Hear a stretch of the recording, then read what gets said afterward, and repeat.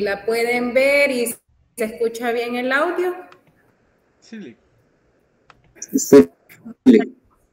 Muchas gracias.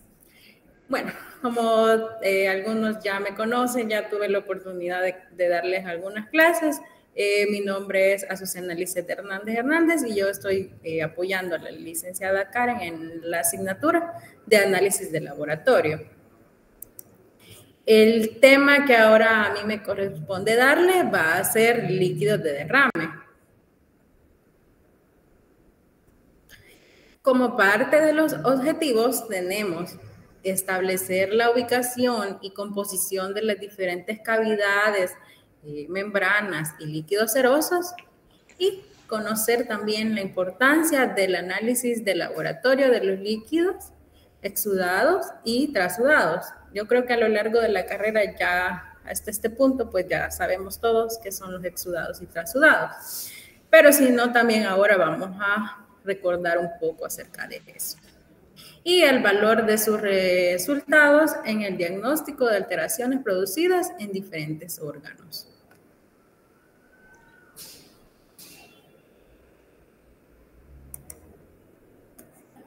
Como parte de los contenidos tenemos que vamos a hablar acerca de generalidades, clasificación, mecanismos de producción de derrames serosos, análisis de laboratorio, características diferenciales, tanto como físicas, químicas y citológicas.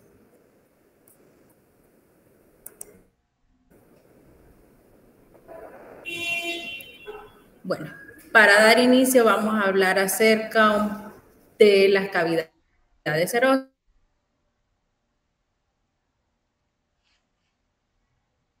Al producto que van a ser los líquidos de derrame, tenemos que conocer esto. Las cavidades serosas van a estar formadas por espacios cerrados que mantienen la localización de diferentes órganos y que se encuentran tapizados por una membrana suave y lisa que va a ser conocida como la membrana serosa. Estas membranas serosas van a recubrir varios órganos que vamos a ver más adelante. Las cavidades cerradas van a ser el abdomen, el pericardio, la pleura, el escroto, bolsas serosas, conductos tendinosos y sinoviales de las articulaciones.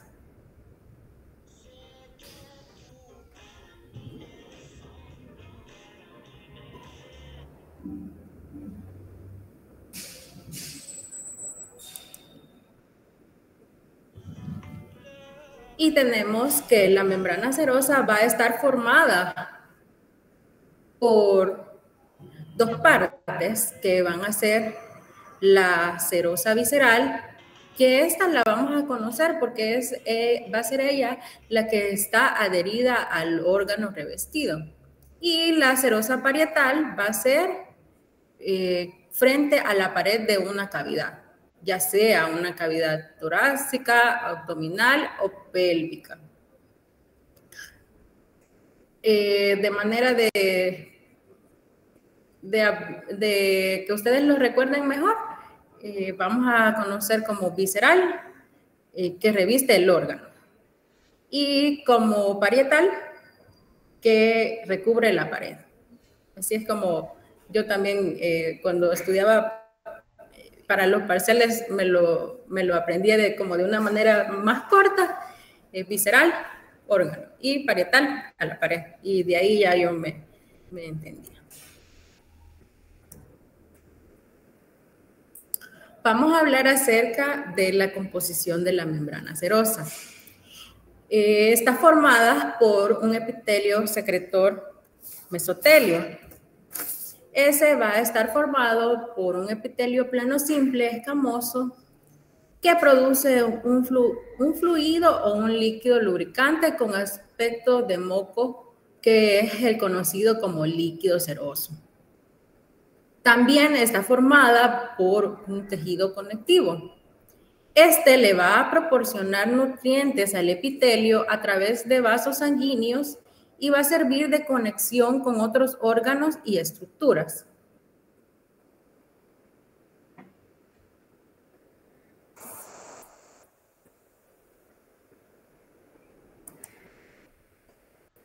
como parte de la función de la membrana serosa, tenemos que ella mantiene la localización de diferentes órganos.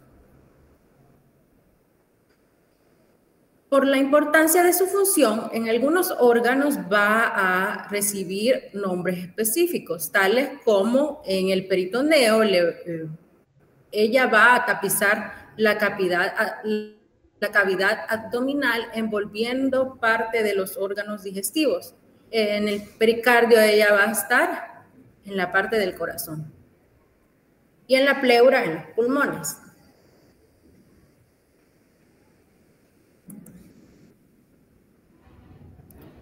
Vamos a hablar ahora acerca del líquido seroso. Este es un ultrafiltrado de plasma. Se va a producir en la membrana parietal y se va a absorber por la membrana visceral. Este líquido seroso va a depender de 4 factores específicos que van a ser la presión hidrostática capilar, la presión osmótica del plasma, la reabsorción linfática y la permeabilidad capilar.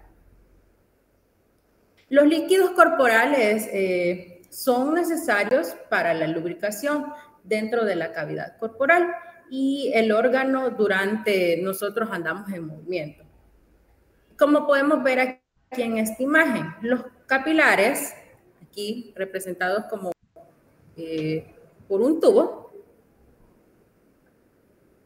y los vasos linfáticos van a estar constantemente en equilibrios en condiciones normales.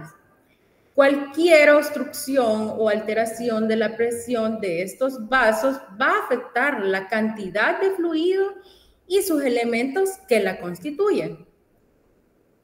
Como podemos ver acá, ¿verdad? La presión hidrostática tisular y la presión hidrostática de los capilares van a ser las encargadas de regular el paso del líquido hacia el exterior de los capilares. Recordemos un poco que el sistema linfático va a ser el encargado normalmente de extraer el líquido que ingresa a los espacios intersticiales. Y aquí yo también les traía otra imagen. Podemos ver acá que normalmente los líquidos entre el torrente sanguíneo, los tejidos y los vasos linfáticos circulan normalmente. Sin embargo, como les comentaba también, que por un desequilibrio en las presiones puede causar un egreso excesivo de líquidos hacia los espacios intersticiales. Y esto va a provocar entonces su acumulación en las cavidades corporales. Y a eso le vamos a conocer como un derrame.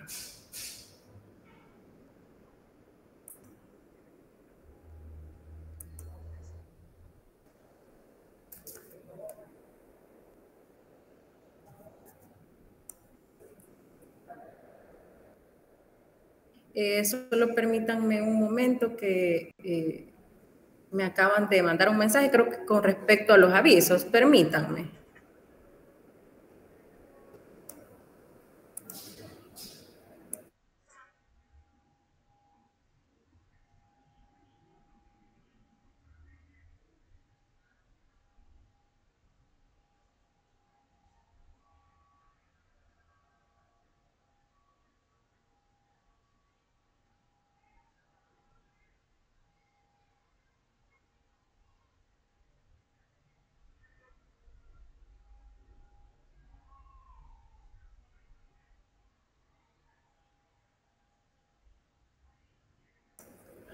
Vaya, continuemos. Al finalizar la clase, entonces la licenciada Karen va a dar los avisos.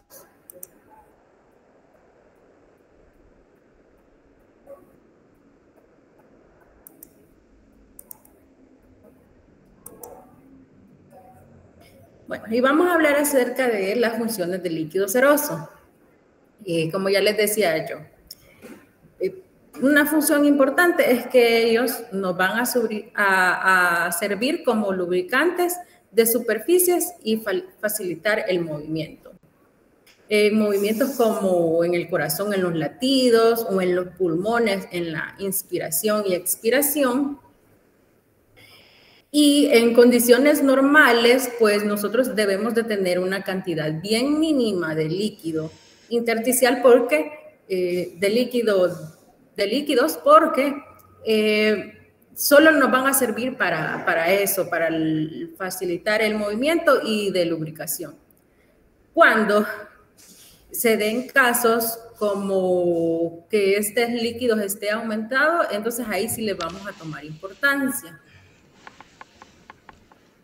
Vemos que en la cavidad pleural los valores normales o mínimos deben de ser de 10 a 20 ml y en las cavidades peritoneales de 50 ml. En la cavidad pericárdica menos de 100.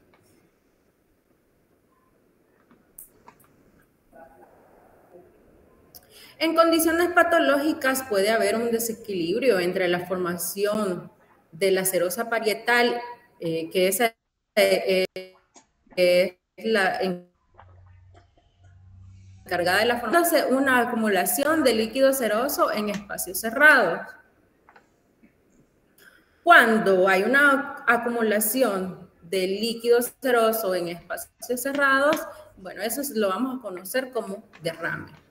Y dependiendo del sitio anatómico en el que se vayan a dar estos derrames, pues así va a tener su nombre él.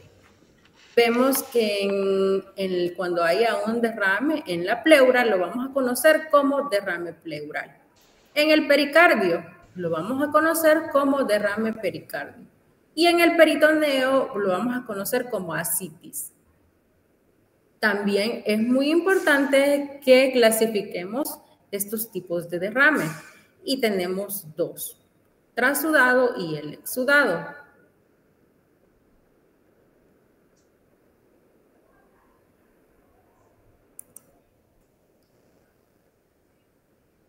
¿Se recuerdan un poco acerca de los trasudados?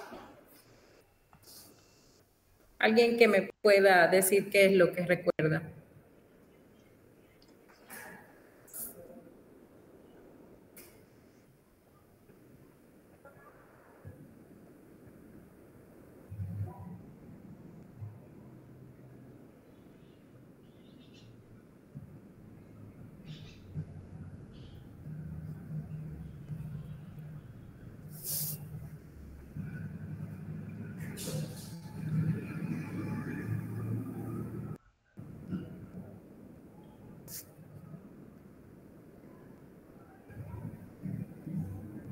Características generales de trasudados, ¿alguien se recuerda? Ya lo hemos visto antes a lo largo de la carrera.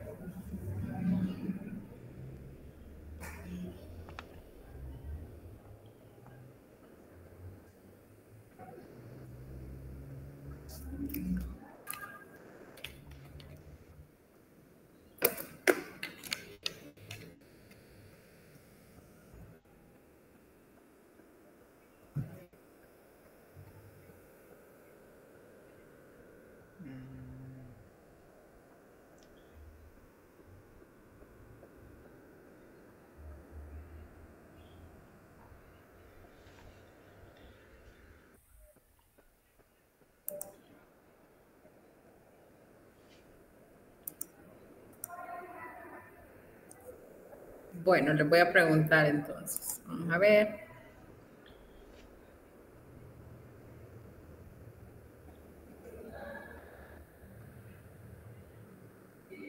Emily Ticas,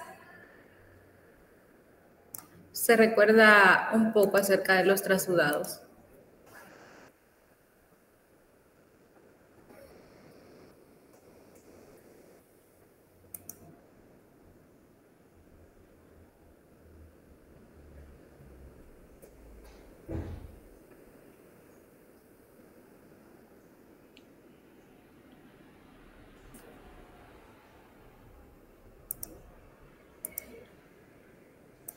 Todos estamos presentes, ¿verdad? No han dejado la clase solo No, por... no me acuerdo. Ah, vaya, no, no hay problema, no hay problema. Solo es que yo pensaba que estaba hablando sola, pero no.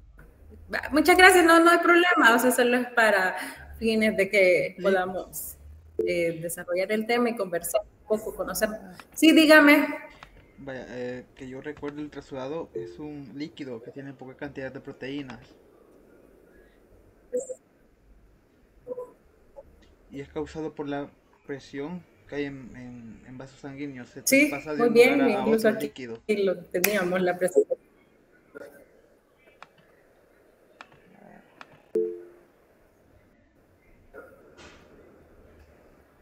Sí, muy bien, solo que al final creo que el audio no es muy bueno y se cortó. Creo que tengo preguntas acá, vamos a ver. Yo agregaría que es un ultrafiltrado, por lo tanto no vamos a encontrar, por ejemplo, coágulos, o Sí, al menos no te esperaría encontrar coágulos o otras partículas en ese líquido.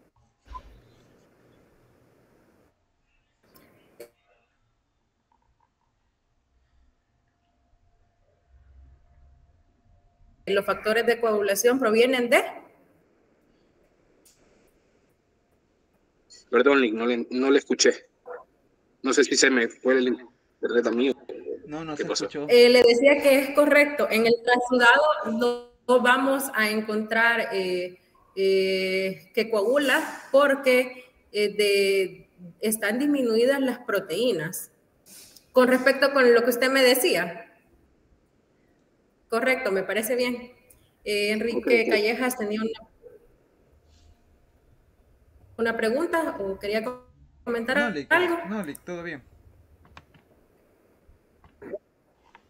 Ah, ok. Vale. Continuamos entonces. El trasudado es un líquido orgánico pobre en proteínas, con un peso específico menor a 1020. Este se va a presentar durante varios trastornos sistémicos que alteran la filtración del líquido, su reabsorción o ambas. De manera resumen, yo en su momento me lo aprendí como que era también una alteración en la presión oncótica o en la presión hidrostática capilar. Trasudado, alteración en la presión oncótica, porque ya vamos a ver el exudado. También este es un ultrafiltrado de plasma sanguíneo compuesto principalmente de agua y electrolitos en disolución. Y es lo que les decía, se origina en condiciones de aumento de la presión hidrostática capilar y disminución de la presión osmótica del plasma. Como podemos ver en esta imagen, al ser un ultrafiltrado vemos que las proteínas pues están disminuidas, solo vemos aquí dos proteínas. La glucosa se mantiene normal y va a haber una disminución del LDH. Ese no pasa. Y también es por eso de que las proteínas el trasudado no va a tener coagula. Porque recordábamos que los factores de la coagulación son proteínas. Y al estar disminuidas acá, pues no se tiene que dar la coagulación en un trasudado.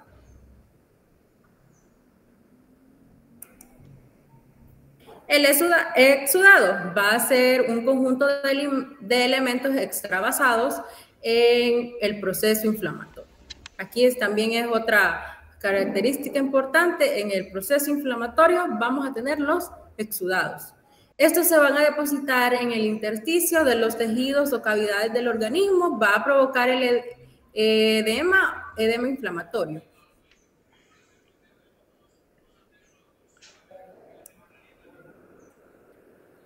Va a ser un líquido que tendría que ser claro, que se filtra desde los vasos sanguíneos a los tejidos cercanos y está compuesto de células, proteínas y materiales sólidos.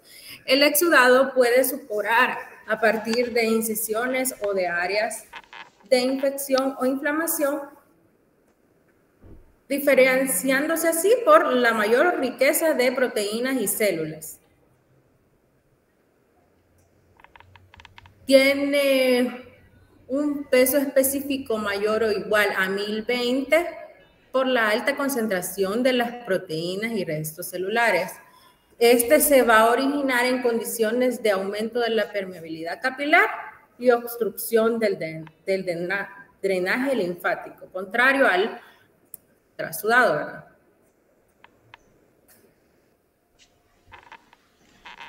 Y podemos ver aquí en la imagen que aquí sí van a haber una gran cantidad de proteínas. La glucosa en los exudados puede ser que esté disminuida, pero solo cuando el exudado sea de un proceso causado por algunas bacterias. Recordamos, según diagnóstico bacteriológico, y que vimos ahí que las bacterias tenían requerimientos nutricionales. Uno de ellos es que la glucosa le sirve de alimento. Solo así va a tener importancia la glucosa. Cuando esté disminuida, el médico ya va a entender que puede ser que sea un proceso bacteriano. El LDH va a estar aumentado en el exudado.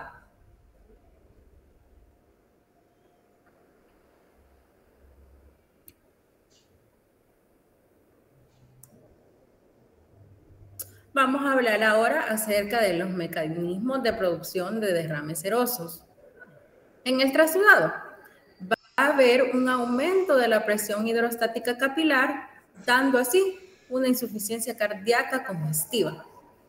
También cuando sea la presión osmótica del plasma baja, va a dar un síndrome nefrótico, cirrosis o hipoproteinemia.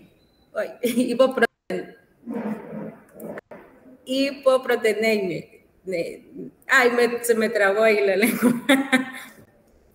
Y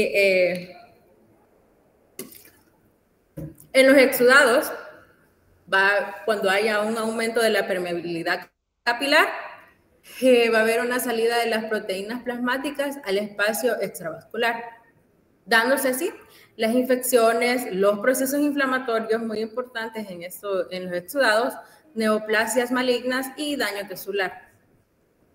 También por el aumento de la resorción linfática, obstrucción del drenaje linfático, puede darse algunos casos como neoplasias, traumatismos o llegarse hasta el punto de tener complicaciones en el caso del lupus eritematoso, artritis o pancreatitis.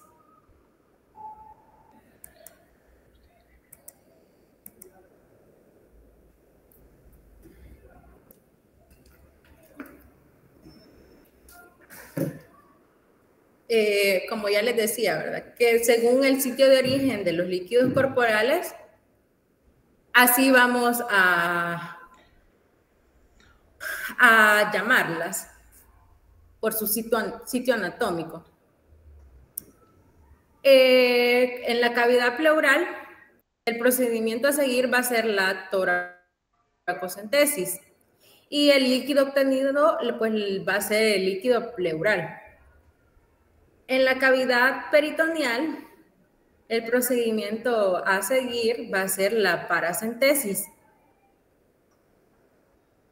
O también se puede dar el lavado peritoneal.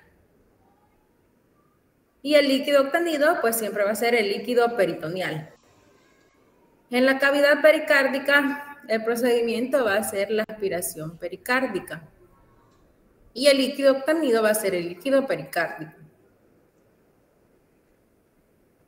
Bueno, ahora vamos a hablar acerca de estos procedimientos para después llegar ya a los líquidos. La toracocentesis va a ser el análisis del líquido seroso pleural. Este procedimiento se va a dar con la punción del espacio pleural con el fin de aspirar líquido extraer aire o bien introducir medicamentos. Es de utilidad diagnóstica ya que brinda datos sobre exudados y transudados.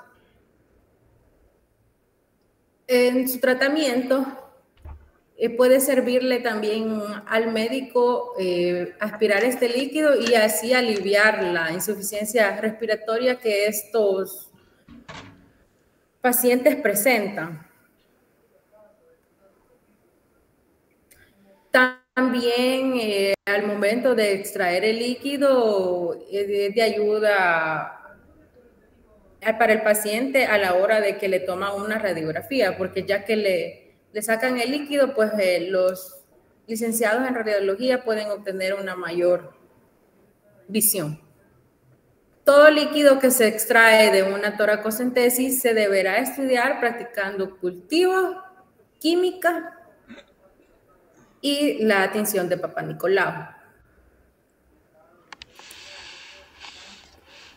Pues como ya vimos que es un procedimiento en el que hay que meterle hay que puncionar al paciente en los pulmones, en la pleura, pues no va a ser un procedimiento que vamos a realizar nosotros, sino que tiene que realizarlo un médico. Este va a ser un procedimiento diagnóstico y terapéutico en el paciente con derrame pleural. El análisis del material obtenido va a permitir determinar si se trata de un exudado o un trasudado. ¿Y cómo vamos a conservar esta muestra? Pues esta muestra, como la de todos los líquidos, y aquí no les había hecho énfasis en la importancia de la muestra. Como ya vimos que estas muestras van a ser de difícil obtención, es de tener un especial cuidado a la hora que llegan al laboratorio. Bueno, yo creo que con todas las muestras que nos llegan al laboratorio, ya sea de orina, heces, plasma, todas las muestras que nos llegan, debemos de ser súper cuidadosos. Pero en estas es de ponerle un especial esfuerzo, ya que son de difícil obtención para nuestros pacientes. Debemos de analizarla dentro de la hora que ha sido obtenida. De lo contrario, se puede conservar en refrigeración de 2 a 8 grados centígrados por un periodo máximo de 2 a 4 horas. Los que ya pasaron por hospitales, ya sea Rosales, maternidad, ya se han encontrado con estos casos que les llegan líquidos.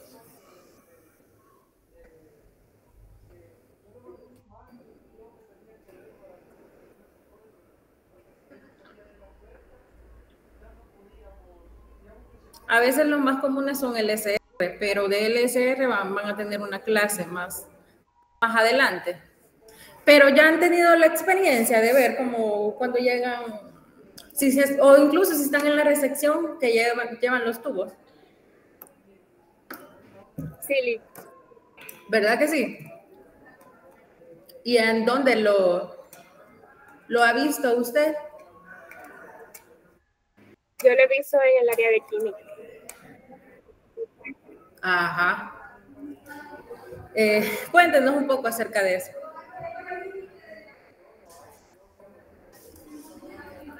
Bueno, primero que lo llevan en un tubo cónico. Luego lo centrifugan y colocan un poco de sobrenadante en unas como copitas. Les ponen su código de barra y lo meten al equipo. Al equipo, ajá, perfecto. Sí, a nivel de hospital es más común ver estos tipos de líquidos, porque de lo contrario, pues no. Pero muchas gracias por compartirnos su experiencia. ¿Su nombre? Cindy. Cindy, muchas gracias. Y realmente es bien, casi nunca llegan. Y qué bueno que hace poco hemos iniciado las prácticas y ya tuvo la experiencia de poder verlas, porque yo, sinceramente, cuando estuve en Bacter o en Química de Rosales y Mater, no me llegaron. Hasta que hice el social, pues yo tuve la oportunidad de ver esto. Pero qué bueno que ustedes.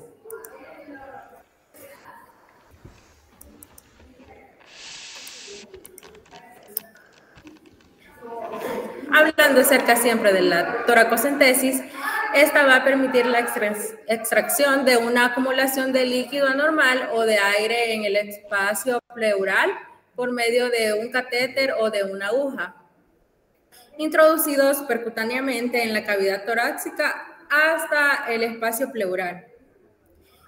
Esta va a ser obtenido por medio de una punción quirúrgica en condiciones de asepsia con técnicas que varían según la ubicación del líquido.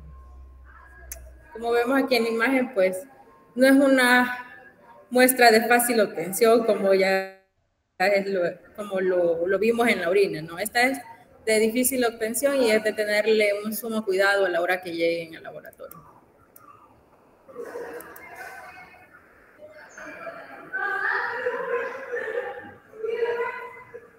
Y aquí tenemos unas imágenes de unos médicos extrayendo el líquido.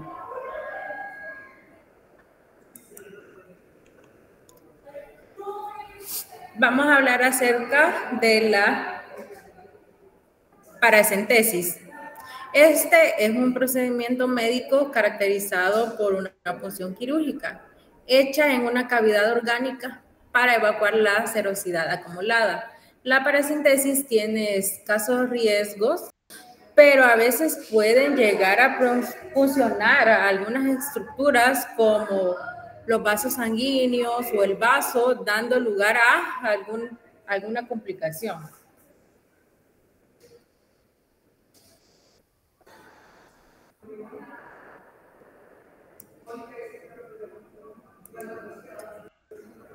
También hay otro procedimiento para obtener líquido peritoneal que va a ser el lavado peritoneal. Pero este solo lo va a hacer el médico en caso de traumatismos abdominales.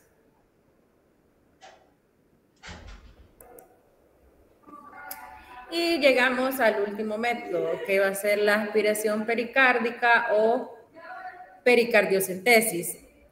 Este examen se puede hacer para extraer y examinar el líquido que está ejerciendo presión sobre el corazón y casi siempre se realiza para encontrar la causa de un derrame pericárdico recurrente o crónico.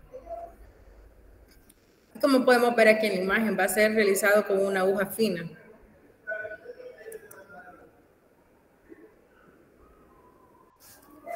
Llegamos ahora pues al análisis de líquidos extracelulares, exudados y transudados. Los exudados y transudados son líquidos biológicos extravasculares de origen natural que van a adquirir importancia clínica cuando sus características físico-químicas y microscópicas se modifican como respuesta a alteraciones traumáticas, inflamatorias, infecciosas, degenerativas, hemorrágicas o neoplásicas. El análisis de estos líquidos consiste básicamente en 5 exámenes que van a ser examen físico, químico, microscópico, bacteriológico e inmunológico. En el examen físico vamos a abordar aspectos como el color, el olor, la consistencia, la coagulación, el pH y la densidad. En el aspecto podemos tener, normalmente los líquidos van a ser transparentes, un poco amarillentos como el plasma, pero poco. Normalmente son transparentes.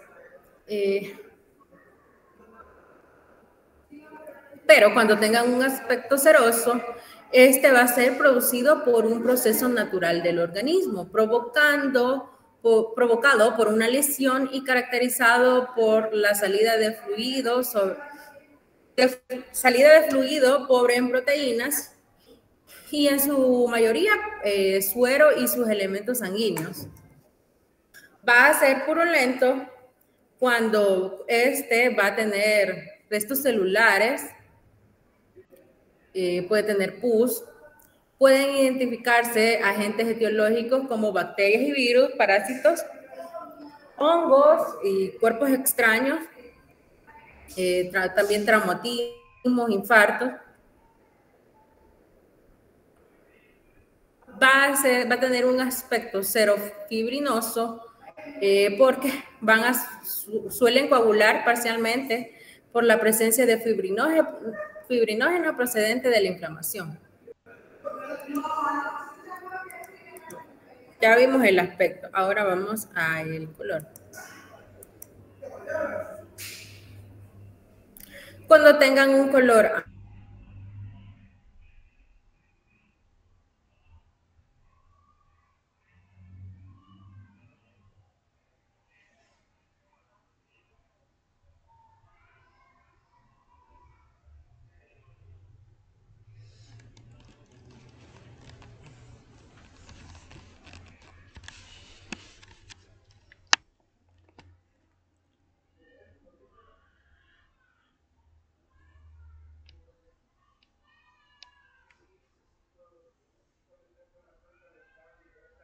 como estos líquidos no los extraemos nosotros, sino que los hacen los médicos y a veces pues los dejan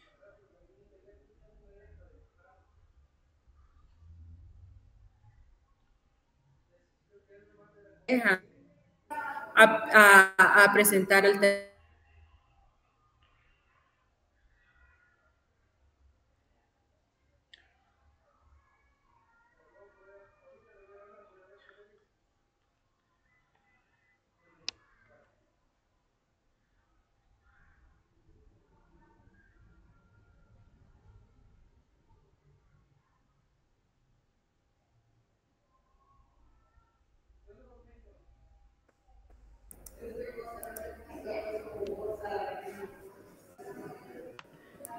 Lick, no sé si es mi inter, pero todo lo que dijo de la presentación anterior no se escuchó.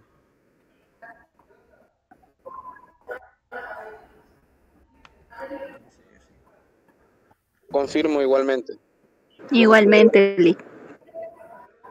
Sí, creo que fue el internet, no sé, o quizás hay interferencia. Bueno. Voy a acercar un poco más la computadora hacia mí, tal vez ahí sí.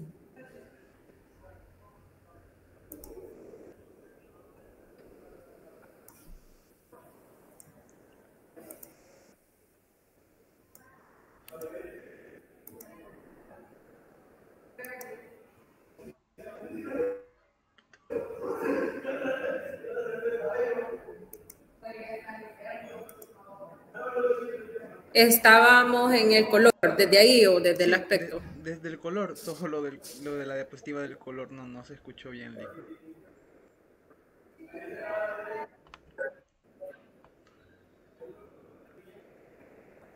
Vaya, les comentaba que los líquidos de derrame usualmente o generalmente no van a presentar un color. Pueden llegar a tener un color un poco amarillo, pero poco. Cuando sea un amarillo pálido, pues no van a contener sangre. Cuando sea un amarillo tirándole un poco a verdoso, pues puede ser en presencia de pseudomonas. En el olor, generalmente van a ser inodoros o pueden llegar a expedir un olor dulzón, excepto cuando son retenidos por mucho tiempo y muestran alteraciones putrefactas. Y ahí les decía pues que como estos líquidos no son extraídos por nosotros, sino que por médicos, y a veces los médicos dejan pues la muestra en la estación de enfermería y puede ser que ahí se tarden un poco en mandarla, pues puede llegarse hasta ese punto. Los exudados ocasionados por gérmenes intestinales poseen en muchos casos un olor fecal debido a la necrosis de los tejidos. Y en la consistencia, pues son fibrinosos o mucoides de fácil coagulación por su riqueza en fibrinógeno. Pero recordemos que ¿cuáles iban a ser los que sí coagulan?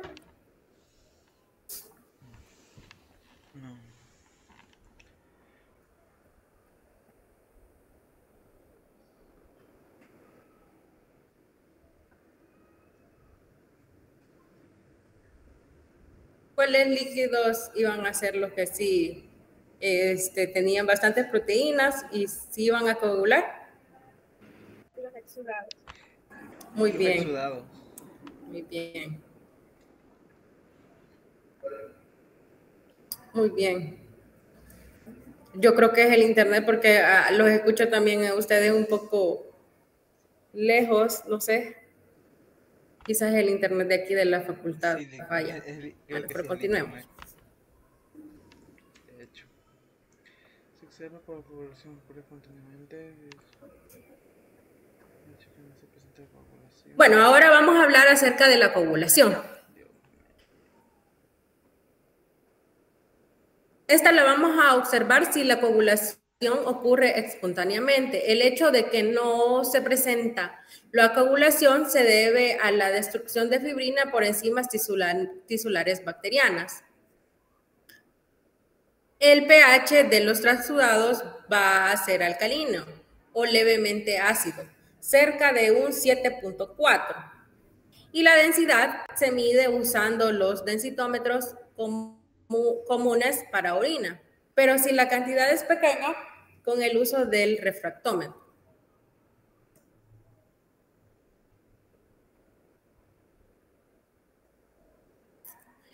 En el olor, bueno, eso ya se los había explicado en esta diapo. Vamos a pasarlo.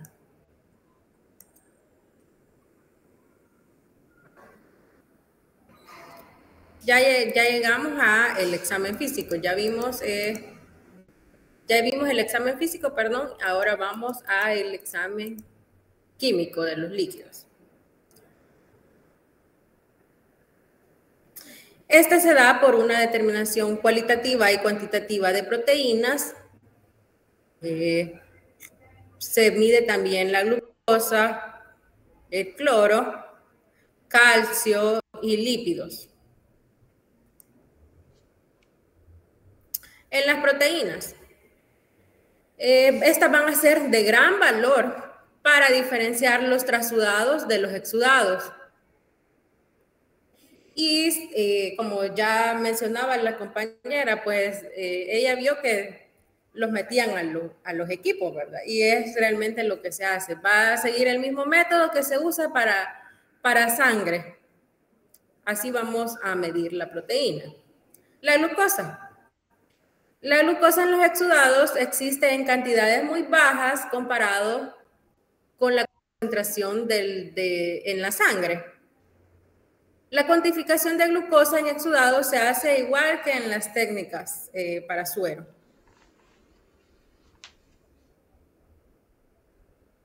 En los exudados va a tener cantidades bajas comparados con la concentración de la glucosa sanguínea. Bueno, eso ya les explicaba. Y también les hablaba acerca de la acción de las bacterias respecto a la glucosa. La determinación del cloro. La concentración de cloro va a ser menor en los exudados que en los transudados, pero muy parecida a la del plasma sanguíneo. El grado de disminución depende del aumento de proteínas semipermeables y el cloro en los transudados suele ser mayor que el cloro plasmático. Este va a variar de 720 a 750.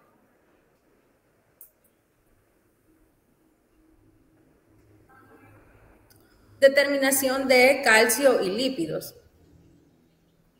En los exudados, la concentración del calcio es mayor que en los trasudados, como consecuencia de la fracción no difusible del calcio que está combinada con las proteínas. Esto es válido también para la concentración de magnesio a causa del incremento de la concentración de las proteínas. Los procedimientos van a ser iguales para cuantificar o para determinar el calcio y los lípidos.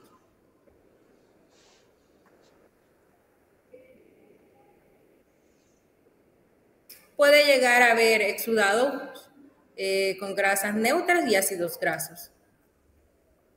Otras determinaciones que el médico pueda requerir son la creatinina, el ácido úrico, la urea, el fósforo y algunas enzimas.